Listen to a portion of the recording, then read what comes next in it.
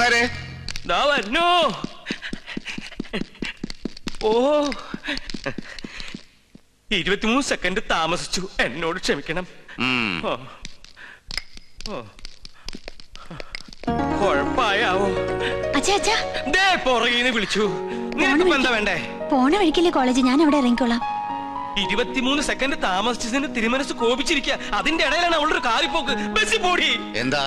ഏയ് ഒന്നുമില്ല. ഞാൻ കോളേജിലേക്കാ പോണ വഴിക്ക്. കോളേജ് ഒന്നുമില്ല.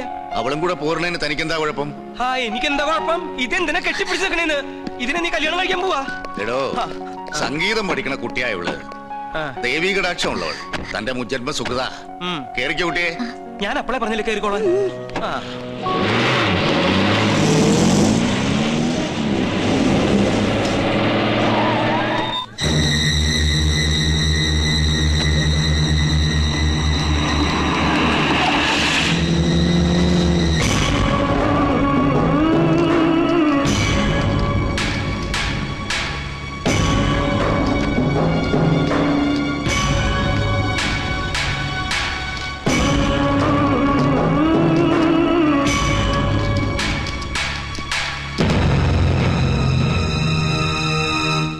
After carefully considering all the evidences presented, the appeal is dismissed, confirming the decree passed by the lower court. Hindu പിന്തുടർച്ചാവകാശ നിയമപ്രകാരം ഉദയപുരം കൊട്ടാരത്തിന്റെ ഔട്ട് ഹൗസും അതിനോട് ചേർന്നുള്ള 5 ഏക്കർ പുരയിടവും മേൽപ്പടി കൊട്ടാരത്തിലെ നാരായണവർമ്മയുടെ മകളും ഇപ്പോൾ അറക്കൽ തറവാട്ടിൽ അബ്ദുൾ റഹ്മാന്റെ ഭാര്യയുമായ മാളവിക തമ്പുരാട്ടിക്ക് അനുവദിച്ച കീഴ്ക്കോടതി വിധി ഈ കോടതി ശരിവെക്കുന്നു.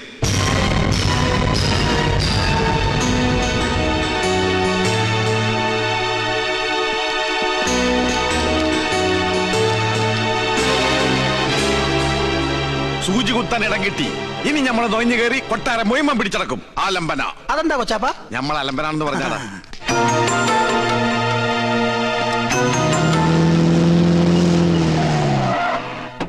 പടച്ചോൻ നമ്മുടെ വശത്താണെന്ന് ഇപ്പൊ തെളിഞ്ഞില്ലേ? തമ്പുരാൻ ഉള്ളു തുറന്ന് വിളിച്ച മൂപ്പലാൻ വിളി കേൾക്കും. ഇനി ആ കൊട്ടാരത്തിലെ കിരീടം ചെങ്കോലും കൂടി കിട്ടിയ നമ്മുടെ പകരം. കാസിനെ റാംപ്രദനെ കണ്ട? ആരെ? നമ്മുടെ സുലൈമാൻകുട്ടി പഠിക്കുന്ന കോളേജിലെ ക്യാൻറ്റീൻ നടത്തുന്ന ദജ്ജാലിലെ അഗസ്റ്റിൻ. നമ്മള് കണ്ടില്ല. ഓൻ കിരീടം ചെങ്കോലും പൊക്കിത്തരാന്ന് പറഞ്ഞ് 19,000 രൂപ അടിച്ചിട്ട് മാസം 5 ഓന് കൊട്ടാരത്തിലേതോ പൂശാരിയെ പരിചയമുണ്ടെന്ന്. അത് കിട്ടിയിട്ട് എന്തിനാ? തലയിൽ വെച്ച് നടക്കാനോ? ഗൾഫിലെ സുബൈറിന് വിറ്റ ലക്ഷങ്ങൾ ഉണ്ടാക്കാം. ഇതൊരു ബിസിനസ്സാ. ഈ കള്ളക്കളിയൊക്കെ നിർത്തിക്കോ. പോലീസ് അറിഞ്ഞാ പിടിച്ചാകും. അതൊക്കെ സർക്കാരിന്റെ മുതല.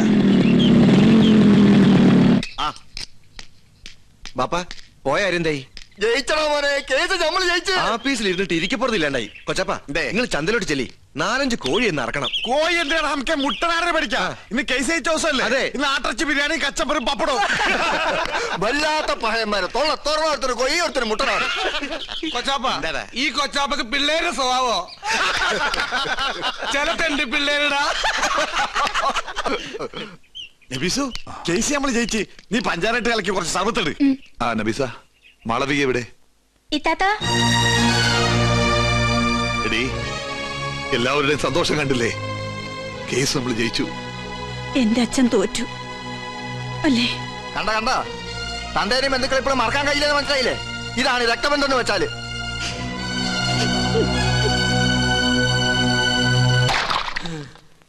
വിഘ്നേശ്വര, തടസ്സങ്ങളൊക്കെ നീക്കി തരണേ. തമ്പുരാട്ടി കുഞ്ഞിന്റെ കല്യാണാലോചന എത്തവണയും മുടക്കി. മഹാപാപം.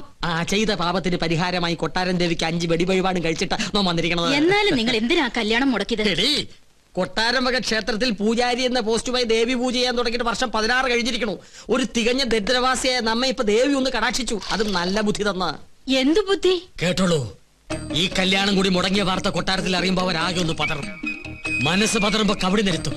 കവടി നിരത്തിയാൽ ഫലം ശത്രുദോഷം, പരിഹാരം പൂജ. കൊട്ടാരം പൂജാരിയെ നോമതി യാഗമാക്കി മാറ്റും. ഒരു സ്വയംവര യാഗം. അതിലാണ് നമ്മുടെ രാജയോഗം. നോം ലക്ഷങ്ങൾ അടിച്ചു മാറ്റും. ഈ 5 ഏക്കറും വീടുന്നോ സ്വന്തമാക്കും. ഇവിടെ നിന്നെ നോം രാജ്ഞിയാക്കും. അതുവരെ നിങ്ങളെ ജീവനോടെ വെച്ചേക്കോ ഈശ്വര. എന്താ ഈശ്വരൻ നമ്മെ കൊല്ലൂന്ന് നിന്നോട് പറഞ്ഞുവോ? ഈശ്വരനല്ല കൊല്ലാൻ പോണത്. നിങ്ങൾ കൊട്ടാരത്തിൽ നിന്ന് കട്ടുകൊടുക്കാന്ന് പറഞ്ഞ കിരീടവും ചെങ്കോലും ചോദിച്ച് ആ അഗസ്റ്റും വീണ്ടും വന്നിരുന്നു. എന്നിട്ട് അവൻ എങ്ങോട്ട് പോയി? കൊട്ടാരത്തിലേക്ക്. കൊട്ടാരത്തിലേക്കോ? എന്റെ ദേവി! അഗസ്ത്യ! വീട്ടിൽ വന്നിരുന്നുവോ? പിടിച്ചു നിർത്ത്. നോക്കട്ടെ, ഇത് കുഴിയാണല്ലോ.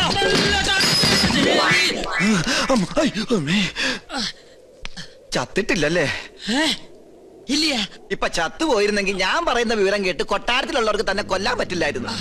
അഗസ്ത്യ, ഒരു 50,000 ഉറുപ്പിക്ക് വേണ്ടി എന്നെ കൊലക്ക് കൊടുക്കരുത് കേട്ടോ. ഒന്ന് പിടിക്കുക. ഓട്ടോ അഗസ്ത്യ, കൊട്ടാരത്തിലേക്ക് പോവരുത് കേട്ടോ. നിക്ക. അഗസ്ത്യ, നോ പറയണതൊന്ന് കേക്ക. വേണ്ട. അയ്യോ, താനൊന്നും പറയണ്ട. കുറെ കാലമായി താനിത് പറയുന്നു, കുറെ കാലമായി ഞാനിത് കേൾക്കുന്നു. ഇന്ന് എനിക്ക് രണ്ടിലൊന്നും അറിഞ്ഞു പറ്റും. ഇത്രയും കാലം പറഞ്ഞ പോലല്ല, എന്തിനും പരിഹാരം ഉണ്ടാക്കാം. ഉറപ്പാണോ? ഉറപ്പാ. എന്നാ പോ. എടോ, തന്നോടല്ല, നമ്മുടെ വണ്ടി പോകാനാ പറഞ്ഞത്. ഒന്നുകിൽ താൻ കൊട്ടാരത്തിൽ നിന്ന് മോട്ടിച്ചേരാൻ തന്നെ കിരീടവും ചെങ്കോലും, അല്ലെങ്കിൽ താൻ അതിനായി എന്റെ കയ്യിൽ നിന്ന് വാങ്ങിച്ച 50,000 രൂപ എനിക്ക് ഇപ്പൊ കിട്ടണം. സാവകാശം വേണം. 10 ദിവസത്തെ സമയം തരണം. ദൈവത്തോർത്ത് സമ്മതിക്ക. ദൈവത്തെ ഓർത്ത് 10 ദിവസത്തിനുള്ളിൽ കിരീടവും ചെങ്കോലും ഹാജിമാരുടെ കയ്യിൽ ഏൽപ്പിച്ചില്ലെങ്കിൽ പിന്നെ എനിക്ക് കോളേജിൽ ക്യാൻറ്റീൻ നടത്താൻ പറ്റില്ല. എനിക്ക് വീടും പറമ്പും മേടിക്കാനും പറ്റില്ല. തരാ ഉറപ്പ. സമാധാനായിട്ടിരിക്കുക. ഗോപികമോൾ ആകെ ദേഷ്യത്തിലാ. ഈ അണിഞ്ഞൊരുങ്ങൽ അവസാനത്തെ അന്ന് അവള് പറയണേ. ഇനി വയ്യ അത്ര ഒരു പ്രദർശന വസ്തുവായിട്ട് നിൽക്കാൻ. ഗോന്നാരെ വലിയ കോയിക്കിലേക്ക് വിളിച്ച് അവര് പുറപ്പെട്ടോ ഇല്ലയോ എന്ന് അന്വേഷിക്കാം. വേണ്ട, മുടക്കി. ആര്? അല്ല, മുടങ്ങി. അതും മുടങ്ങി. കാര്യങ്ങൾ പറഞ്ഞ് മനസ്സിലാക്കി അവരെ കൂട്ടിക്കൊണ്ടുവരാനല്ലേ തന്നെ പറഞ്ഞയച്ചത്. നമ്മെ കൊണ്ട് ചെയ്യാൻ പറ്റുന്നതൊക്കെ നാം ചെയ്തു. ഉദയപുരം കൊട്ടാരവുമായി ഒരു ബന്ധവും അവർക്ക് സ്വീകാര്യമല്ലത്രേ. അടിക്കടി വിവാഹം മുടങ്ങുന്നതും പരാജയം ഉണ്ടാകുന്നതും ഈ കൊട്ടാരത്തിന് മേൽ പതിഞ്ഞിരിക്കുന്ന ദൃഷ്ടിദോഷം കൊണ്ടും മുജ്ജന്മ ശാപങ്ങളും കൊണ്ടാ. അത് മാറ്റിയെടുക്കാൻ യാഗവും പൂജയും നടത്തണമെന്ന് പലയാവർത്തി നാം പറഞ്ഞിട്ടുള്ളതല്ലേ. കേട്ടുവോ? സമയം ഇനിയും വൈകിട്ടില്ല. 41 ദിവസം 101 കാർമ്മികരുടെ സാന്നിധ്യത്തിൽ ഒരു സ്വയംവരയാഗം. ചെലവ് നിസ്സാരം, 10 ലക്ഷം രൂപ. ഫലമോ സർവൈശ്വര്യങ്ങളും. അതും നോം നടത്തിയാൽ ഫലം നിശ്ചയം. പൂജ, യാഗം തുടങ്ങിയ അന്ധവിശ്വാസങ്ങൾ കൂടെ പൊറപ്പിച്ച പല രാജകുടുംബങ്ങളും തകർന്നിട്ടുള്ളത്. ഇവിടെയോ ഇതൊന്നും നടത്താതെയും കൊട്ടാരത്തിൽ ഒരു പൂജാകർമ്മം നടന്നിട്ട് വർഷങ്ങൾ കഴിഞ്ഞിരിക്കണു. ഒരുപക്ഷെ അതിന്റെയൊക്കെ ഫലമാണോ എന്തോ ഗോവയ്ക്ക് ശേഷം ഒരു കുഞ്ഞിക്കാല് കാണാനുള്ള ഭാഗ്യം ഇവിടെയുള്ളവർക്ക് ഇല്ലാതായത്. ഗോന്നാരെ, ഗുരുവായൂരുന്ന് വാസുദേവ നമ്പൂരിയെ വരുത്തുക.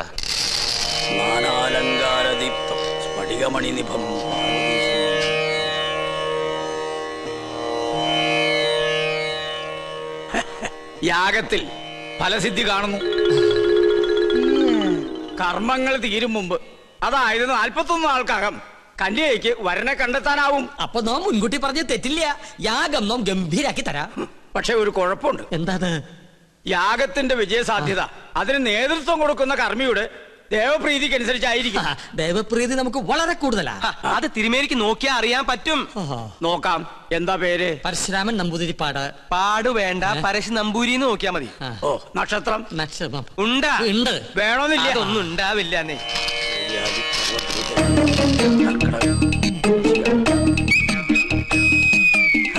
തിരുമേനിക്ക് എനിക്ക് ദേവപ്രീതി അശേഷം.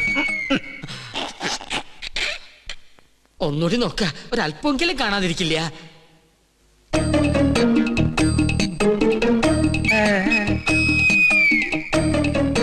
എനിക്ക് ഒരിക്കൽ ഗണിച്ചാ മതി, തെറ്റില്ല. അങ്ങോട്ട് മാറി നിൽക്ക. ദേവപ്രീതിക്ക് വഴിപാട് എന്നാ പിന്നെ വഴിപാടായിട്ട് ഇത് പിടിക്കട്ടെ. എന്റെ ഭഗവാന്, വേറെ ആരുണ്ട്? പണ്ടി കൊട്ടാരത്തിൽ ഒരു യാഗം നടത്തിയത് മണിമല മാണിക്യം ചെറിയ കൊട്ടാരത്തിൽ ബ്രഹ്മദത്തൻ നമ്പൂരിയാ. ആള് ബഹുകേമൻ, പക്ഷെ ജീവിച്ചിരിപ്പില്ല. അദ്ദേഹത്തിനൊരു മകനുണ്ട്. ഇല്ല. ഞാൻ ഓർക്കണോ, അന്ന് അദ്ദേഹത്തോടൊപ്പം ഇവിടെ വരാറുള്ള 8 വയസ്സുകാരൻ കുസൃതി പയ്യൻ. എന്താ അവന്റെ പേര്? ഓർമ്മയില്ല. ഓർമ്മയുണ്ട്. ഉണ്ണികൃഷ്ണൻ. അത് തന്നെ. യാഗം പിള്ളേര് കളിയല്ല. അതിന് ഉണ്ണികൃഷ്ണൻ ഇപ്പൊ കൊച്ചുകുട്ടിയൊന്നുമല്ലല്ലോ. ഓരോ വർഷം കഴിയും തോറും ഓരോ വയസ്സ് കൂടെയല്ലേ എന്റെ മണ്ടൻ നമ്പൂരി. അച്ഛന്റെ പാരമ്പര്യം ഉണ്ണിക്ക് കിട്ടാണ്ടിരിക്കോ? ചിലപ്പോ പേര് കേട്ട ഒരു പൂജാരി ആയിരിക്കും ആ കുട്ടി. നോക്കാം. കർക്കടകം, വൃശ്ചികം.